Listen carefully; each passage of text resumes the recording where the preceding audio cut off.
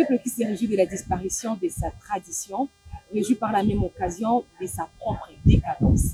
Par conséquent, un peuple ne peut pas s'épanouir sans tenir compte de ses valeurs traditionnelles, dit-on. Bonjour à toutes et à tous, bienvenue dans Au cœur de l'Afrique, votre émission de partage et d'échange sur des sujets liés à la culture congolaise, entre autres le mode de vie, la mode vestimentaire, le langue et le comportement, pour citer que ça. Nous sommes très heureux de vous retrouver dans Au cœur de l'Afrique. Aujourd'hui, nous parlons de la promotion de langue congolaise. Pour ce faire, nous avons eu le privilège de recevoir sur ces plateaux le professeur Raoul Ekwampok. Il est professeur linguiste dans les différentes universités du pays, entre autres l'Université catholique du Congo, l'Université pédagogique nationale, ainsi que l'Institut supérieur pédagogique de Mbandaka. Bonjour professeur et merci d'avoir répondu à notre invitation. Bonjour madame la journaliste, merci beaucoup de me recevoir. Merci professeur. Nous le savons bien que la République démocratique du Congo fait partie des pays d'Afrique le plus riche en termes de langues. Et donc, elle est multilingue. Comment ces langues sont-elles réparties? Merci beaucoup, madame la journaliste, pour la question. Il n'y a pas longtemps, nous avons animé une émission au cours de laquelle nous avons précisé que la RDC, effectivement, est un pays multilingue, un pays qui compte 244 langues et environ 200 dialectes. Alors, par rapport à votre question, vous voulez connaître la configuration de ces langues. En fait, par rapport aux 4 langues nationales, peut-être. Oui. Les 4 langues nationales, sont réparties de la manière suivante. Pour les Kikongo, c'est essentiellement le Congo central et le Grand Bandundu, si vous voulez. Pour les Lingala, c'est la province de l'Équateur et une partie de la province orientale. Pour le Swahili, c'est l'Est pratiquement, voilà, qui est couvert par la langue Swahili. Et pour les Lingala, enfin, au sein du pays, dans notre République, c'est au centre de la République, comme je le disais, c'est généralement les Kasaï, les différents Kasaï, les grands Kasaï si vous voulez, mais aujourd'hui qui est divisé en plusieurs provinces. Donc prenons les grands Kasaï. Les grands Kasaï ne parlent que le Chiluba. Professeur, beaucoup savent distinguer la langue et le dialecte. Mais une catégorie de personnes aussi jusqu'alors ne savent pas donner cette différence entre ces deux éléments. Et comment différenciez-vous la langue et le dialecte? Effectivement, il y a une grande différence entre langue et dialecte. La différence relève de quoi? Du fait que une langue en tant que moyen de communication propre à une société donnée. Généralement, nous disons que la langue, c'est une définition simple. La langue se définit par le fait que c'est un moyen de communication par des signes vocaux. C'est-à-dire que la langue se parle. Les signes vocaux ou écrits propres à une société, à une communauté. Dans notre jargon, nous parlons des communautés linguistiques. La communauté linguistique est constituée de personnes qui parlent la même langue. Mais maintenant, lorsque on va dans le fond,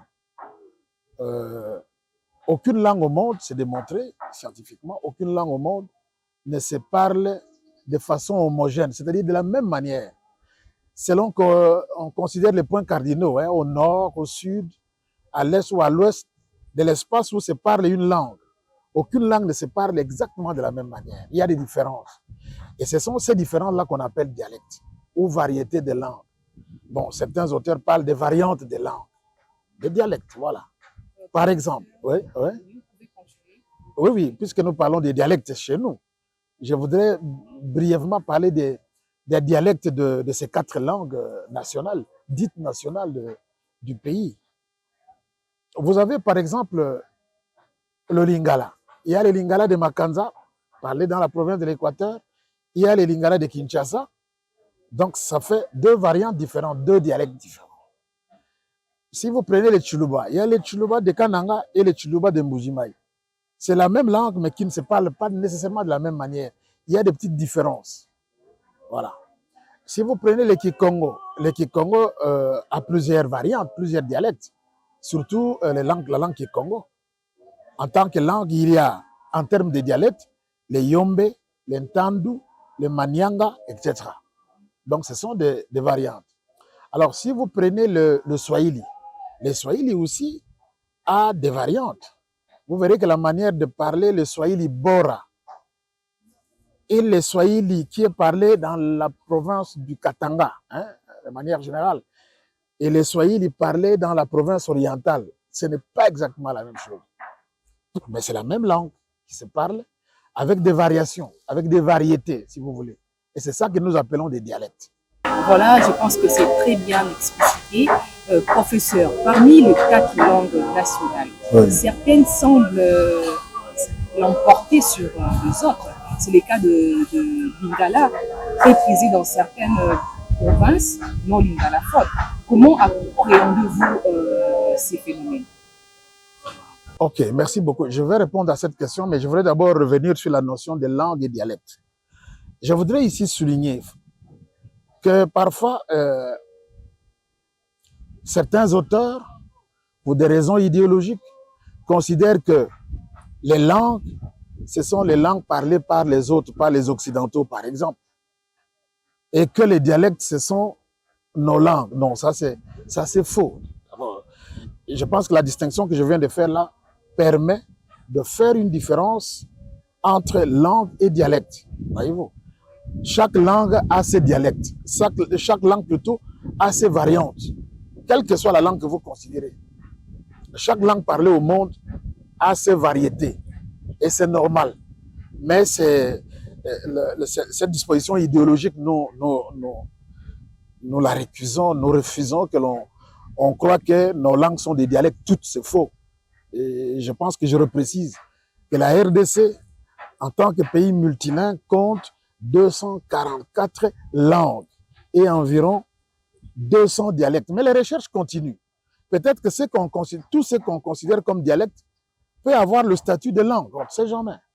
Mais la recherche continue. Les recherches continuent, si vous voulez. Alors, par rapport à votre question, moi, je pense que le Lingala est en train d'augmenter son audience. Généralement, une langue augmente son audience par un certain nombre de facteurs. Hein. Les commerces peuvent faire qu'une langue augmente son audience, devienne de plus en plus importante. C'est ça que je veux dire. La musique chez nous fait que la langue, le Lingala, prenne le pas, semble prendre le pas sur les autres. La musique j'ai déjà parlé du négoce, du commerce. L'évangélisation aussi peut être un facteur qui favorise le Lingala, etc. La promotion du Lingala. D'ailleurs, c'est valable pour les autres langues aussi. Donc, ces facteurs-là, oui, ce sont des facteurs qui peuvent faire qu'une langue augmente son audience. Mais, ce qu'il faut noter, ce qu'il faut souligner, c'est quoi?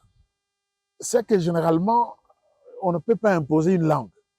On n'impose pas une langue pour qu'elle soit parlée par un peuple. Il y a plutôt des facteurs qui favorisent l'expansion d'une langue. Alors, avec des décisions politiques, oui, justement, on peut travailler pour que nos langues augmentent leur audience. Mais ici, je ne sais pas s'il faut aller vers des comparaisons. Lorsque vous prenez le Swahili et le Lingala, quelle est la langue qui a une grande audience? La langue qui a une grande audience, ben, c'est celle qui est d'abord parlée dans plusieurs pays. Voyez-vous, c'est le Swahili. Les Swahili, pour votre information, bon, vous êtes journaliste, peut-être que vous le savez, je crois qu'il y a en juin, ça doit être en juin 2023, l'ONU a présenté le Swahili, hein, a décrété le Swahili comme une langue représentative de l'Afrique. Voyez-vous, à ce moment-là, est-ce qu'il faut procéder par des comparaisons? Je ne sais pas. Mais les langues, il faut travailler pour leur promotion. Oui, un peu de mots. Ouais. Professeur, vous avez, dans vos mots, vous avez dit qu'il y a des facteurs Oui. qui permettent l'expansion, oui, oui. d'une langue. Oui, les rayonnements d'une langue. Vous pouvez énumérer quelques facteurs? Oui, en commençant d'abord par les décisions politiques. Une décision politique peut amener à ne considérer qu'une langue. À part les décisions, une décision politique, mais j'ai cité le commerce, j'ai cité l'évangélisation, j'ai cité bon, par exemple l'utilisation de la langue au quotidien. Il faut que la langue soit utilisée au quotidien. Au quotidien, c'est-à-dire dans les grands secteurs de la vie, comme les tribunaux, comme dans la presse, comme dans l'enseignement. Voilà des facteurs. L'enseignement surtout, lorsque la langue est bien utilisée dans l'enseignement, ben, c'est un facteur qui favorise son rayonnement, son expansion, sa promotion, si vous voulez. D'accord, merci professeur. Ouais. Il existe de langues et dialectes qui ne se sont pas représentés parmi les 4 langues nationales. N'est-ce pas une entorse? Il y a des dialectes qui ne sont pas représentés parmi les 4 langues. Oui. Qui ne se sentent pas représentés par les 4 dialectes. Parmi les 4 langues non, non, non. nationales. Non, non, non. Sur le plan politique, à ce que je sache, la République est divisée en zones linguistiques. Quand vous prenez par exemple le Swahili, à l'Est, le Swahili c'est une langue véhiculaire, c'est-à-dire un outil de communication entre des ethnies qui ont chacune sa langue. Et le Swahili sert de langue d'union. La même chose pour le Kikongo. Le Kikongo dans la province du Congo central, et je préfère parler du Grand Bandundu, c'est une langue véhiculaire. Parce que là-dedans, il y a plusieurs ethnies et chaque ethnie a sa langue. Pour permettre la compréhension entre les ethnies différentes, il y a le Kikongo qui est utilisé. Même chose du côté de la province de l'Équateur. Je préfère parler du Grand Équateur, hein, pour que je me fasse mieux comprendre. Là, c'est le Lingala, justement, qui sert de langue d'union, langue d'intercommunication entre plusieurs ethnies qui ont chacune sa langue. Voyez-vous? Bon, Kinshasa, c'est un milieu cosmopolite. Ici, la langue du milieu, parmi les 4, c'est le Lingala. Le Lingala qui a été catégorisé comme étant le Lingala de Kinshasa. C'est comme ça qu'il a été étudié, reconnu, etc. Même s'il y a des évolutions qu'on observe dans la pratique du Lingala aujourd'hui. Professeur, il y a le document juridique de la Constitution Ouais. qui parle de la place de langue dans l'enseignement en général. Ouais. Particulièrement au niveau de 2 premiers niveaux. L'enseignement doit se donner aussi dans certaines langues nationales. Oui. Mais comment les jugez-vous? Oui, merci beaucoup, madame la journaliste. D'après notre constitution, je crois en avoir déjà parlé au cours de l'émission précédente, c'est l'article 1er. Je ne sais pas quel alinéa là qui parle de la langue officielle et des 4 langues nationales. D'après cet article, nous n'avons qu'une seule langue officielle, c'est le français. D'après la même disposition, nous avons 4 langues nationales dont l'État doit assurer la promotion. C'est dit comme cela. Et le même article souligne que, dans un autre alinéa, que les autres langues appartiennent plutôt au patrimoine national. Donc, doivent être protégées en tant que patrimoine national. Voyez-vous? Et là, c'est une décision politique, voyez-vous. 4 langues parmi les 244, pardon, sont choisies comme langue nationale. Il y a autant de dialectes. En fait, c'est une décision politique qui privilégie les 4 là. Est-ce qu'il faut dire que les autres sont abandonnés? Moi, je vous ai déjà dit que globalement, même les langues dites nationales, toutes ne sont pas valorisées. Toutes, globalement, ne sont pas valorisées. Par le fait que, lorsqu'on tient compte des dispositions réglementaires, l'enseignement, par exemple, la meilleure façon de valoriser les langues, c'est dans le système éducatif, dans l'enseignement, comme vous l'avez dit là. Mais d'après ces dispositions-là, pédagogiques, réglementaires, l'enseignement de base doit se réaliser en langue nationale. Ça, c'est théorique, en fait. Nous avons l'habitude de distinguer la théorie de la pratique. Ça, c'est théorique. C'est théorique lorsque vous allez dans la pratique, vous verrez que à travers le pays, dans certains coins, effectivement, l'enseignement est assuré au niveau élémentaire, en langue nationale. Parfois, jusqu'au degré élémentaire, disons, au degré moyen, donc 3e, 4e. Quand nous parlons du degré élémentaire, c'est 1er, 2e primaire. Et après, c'est 3e, 4e primaire. Ça s'arrête là. Bon, mais pour nous, ça ne suffit pas. Ça ne suffit pas parce que les langues en question ne sont même pas... D'abord, elles ne sont pas valorisées et puis elles ne sont pas utilisées. Surtout dans les villes. Dans des villes, des grandes villes, non, elles ne sont même pas utilisées d'après les enquêtes que nous avons menées ou fait mener, voyez-vous, menées par certains auteurs. Les langues ne sont pas correctement utilisées. Et c'est pour ça que nous disons qu'il y a un problème. Lorsque les langues en question qui ne sont pas utilisées, ce sont les langues maternelles. Voyez-vous, chaque enfant, en principe, qui va à l'école a sa langue maternelle. Je vous ai déjà dit que les statistiques de ceux qui peuvent prétendre parler la langue française comme langue maternelle, c'est environ 10%. Et les 90%, c'est environ les statistiques de personnes qui utilisent la langue française comme langue seconde. Voyez-vous. Mais si la langue première n'est pas valorisée, je l'avais déjà dit, selon les spécialistes d'éducation bilingue comme Sigouane et Mackay,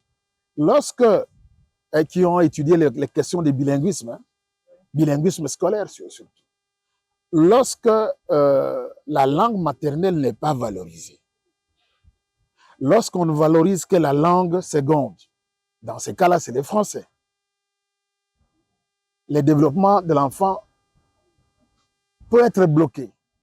Bon, ça, ce sont des termes techniques que j'utilise, mais j'aimerais quand même aller vers des explications, certaines explications pour que ceux qui nous suivent me comprennent.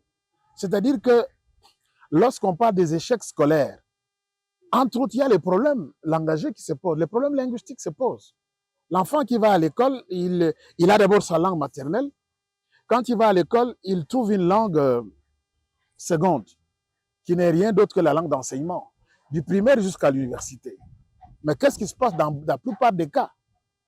Observez. Mais il y en a qui réussissent. Hein?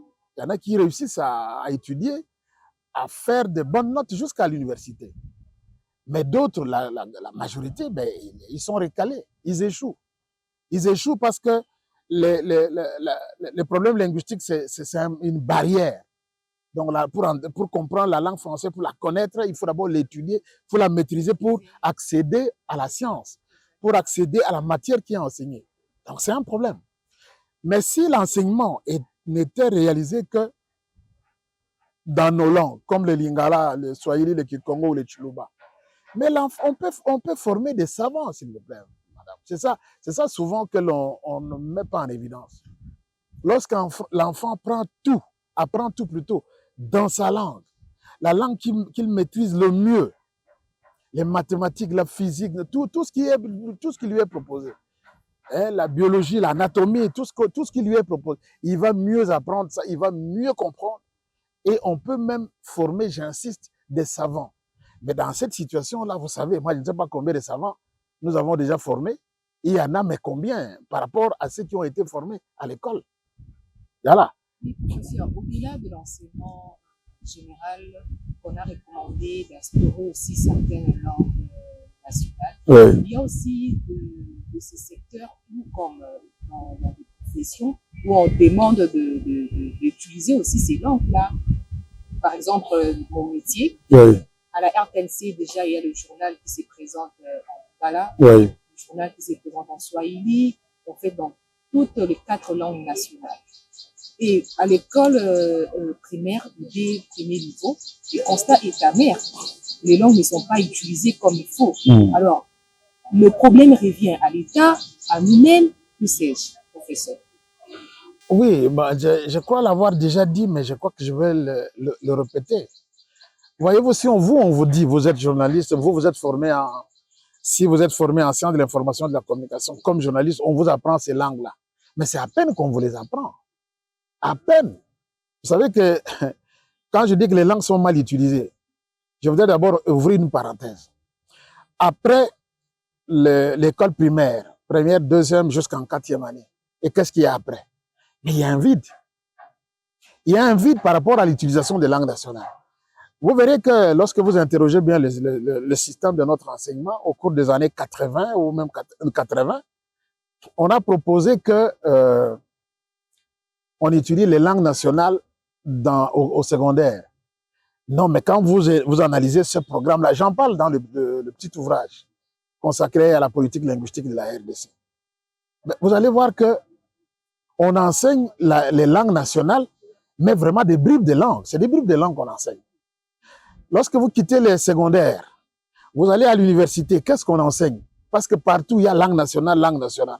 Vous verrez que ces langues ne sont pas enseignées sérieusement, correctement, pour qu'elles rayonnent comme des langues, comme des outils de communication, comme médium de communication. Donc, du primaire jusqu'à l'université, de mon point de vue, je pense qu'ils sont nombreux qui partagent notre point de vue.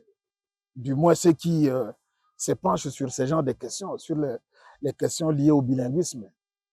Bilinguisme tout court ou bilinguisme scolaire. Parce que notre pays, avec autant de langues, à côté de la langue française, il y a même l'anglais et les autres langues,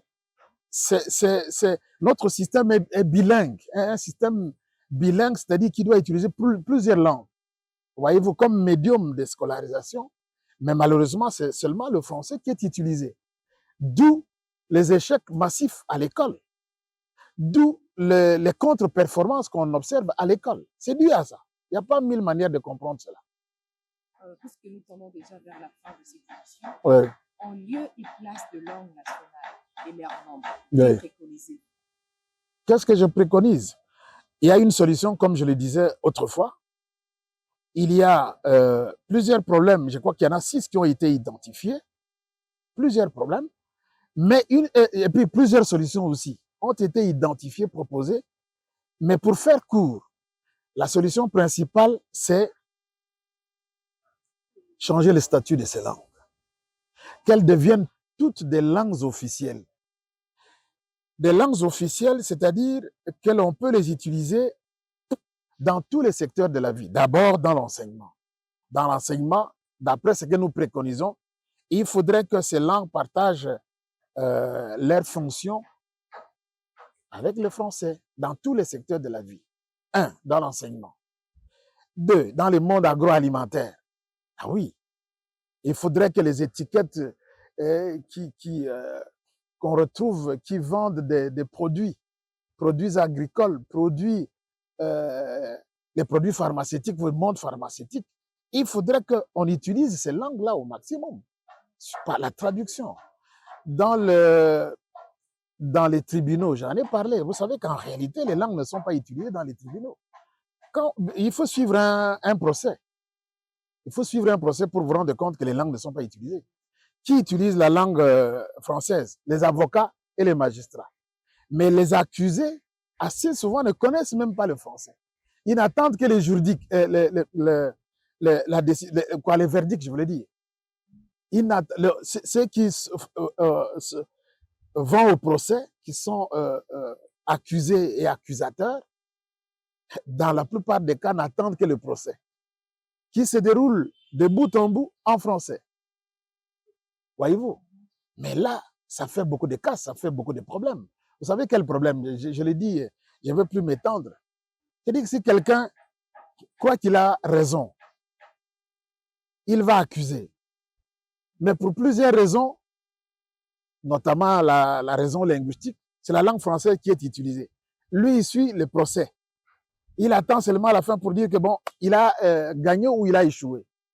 Mais s'il s'attendait à un bon verdict, en sa faveur, s'il échoue, s'il ne gagne pas, qu'est-ce qui arrive? Mais ça crée l'animosité, ça crée la haine. Et ça ne peut pas construire la société. Alors, s'il y a des mots dans notre société où nous pensons qu'ici et là, il y a la jalousie, il y a surtout la haine, mais c'est notamment, entre autres, à cause de ça.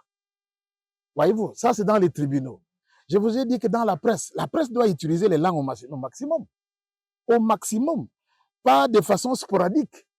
Voilà, si vous prenez la grille d'émission d'une chaîne de radio ou de télévision, vous verrez que les langues nationales ne sont pas suffisamment utilisées. Nous avons déjà fait faire des travaux ou de fin de cycle ou de mémoire sur ça. La conclusion a toujours été la même. Mais puisque les conclusions des recherches scientifiques n'intéressent pas les décideurs, bon, ça passe inaperçu, voyez-vous. Donc, en bref, il y a un problème, il y a un problème sérieux qui se pose concernant l'utilisation correcte maximum de nos langues dites nationales, voyez-vous. Voilà, la langue n'est pas seulement un outil de communication, Oui. ni un système de signes et de sens. Elle permet aussi de formuler la pensée, alors la pensée est d'exprimer la vision du monde d'un peuple.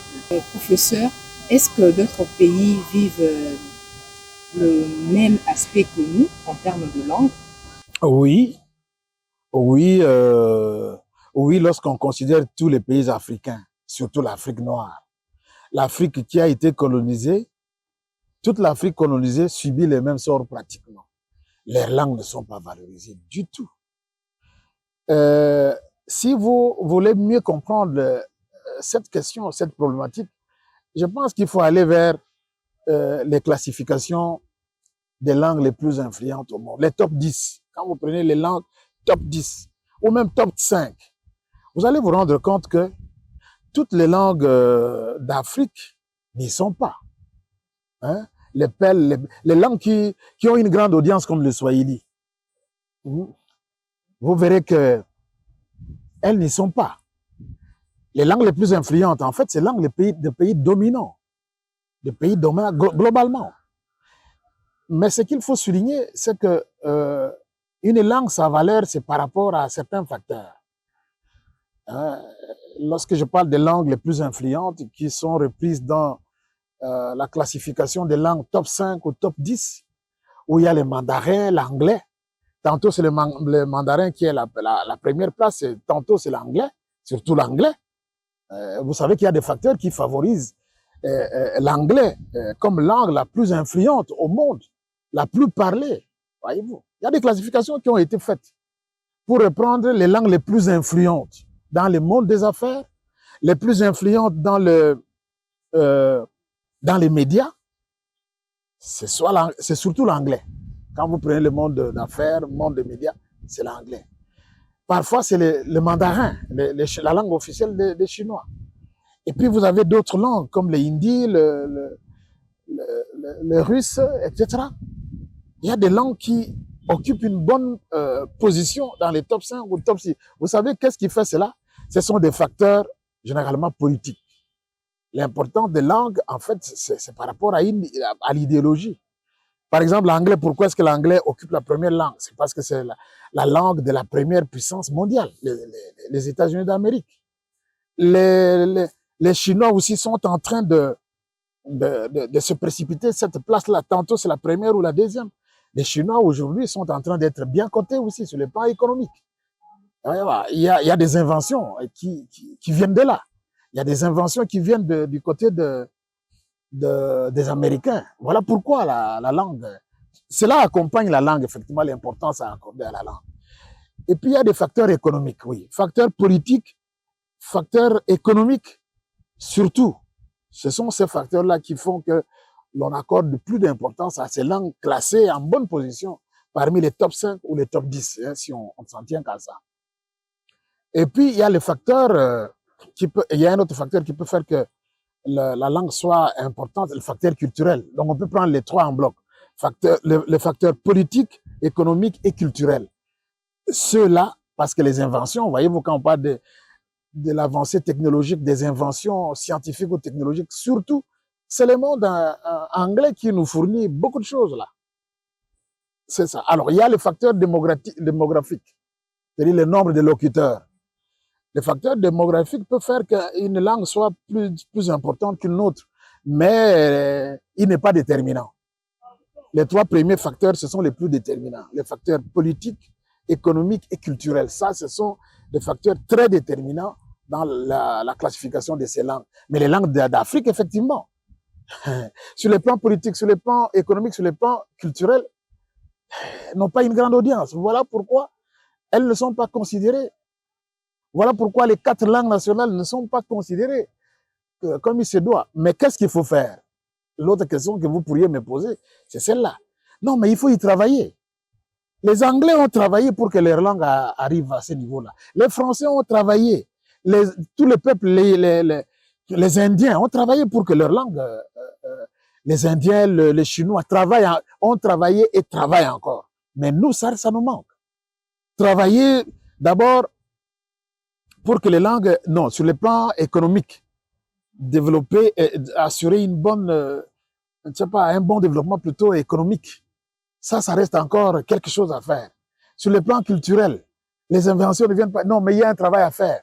C'est-à-dire qu'il faut former l'homme. Il faut compter sur l'homme. Il faut mettre l'homme au centre pour que un jour ça marche. Mais si nous n'avons rien fait, effectivement, malgré tout ce que j'ai dit avant là, mais nos langues seront toujours dévalorisées. Mais nous pensons que nos langues ne peuvent pas être dévalorisées jusqu'à ce point-là. Vous savez pourquoi nous, la RDC, puisque nous avons dans les discours, les différents discours politiques, au niveau interne ou externe, on vous dit que le pays est très riche en tout. Je ne voudrais plus revenir sur les détails. Ce pays est très riche en tout, sol et sous-sol. Mais pourquoi est-ce qu'il y a trop de pauvreté? Voilà le problème à résoudre. Pourquoi trop de misère de la population? Voilà des problèmes à résoudre. Pourquoi des guerres à l'Est? Voilà. Qui nous fait la guerre à l'Est? Vous voyez qu'il y a beaucoup de choses, il y a du travail à faire sous plusieurs angles pour que nous arrivions à revaloriser vraiment nos langues et à les utiliser correctement. Mais il faut y travailler. Il faut commencer quelque part. Moi, je pense que pour nous, les décisions politiques et les actions politiques doivent accompagner la promotion de ces langues. Voilà, merci beaucoup, madame. Merci, professeur. Pour revaloriser nos langues, il suffit aussi de travailler l'homme. Donc, nous devons savoir que le langue n'est pas seulement un outil de communication, un système de signes et de sens. Elle permet aussi de formuler la pensée et d'exprimer la vision du monde d'un peuple. C'est par ici que nous mettons terme à cette émission au cœur de l'Afrique. Merci au professeur Raoul Ekwampok d'avoir répondu à notre invitation. Merci également à toute l'équipe de Nouvelles Cartes de télévision. C'était au cœur de l'Afrique, votre émission culturelle d'Afrique, particulièrement de la République démocratique du Congo. Rendez-vous au prochain numéro. Au revoir.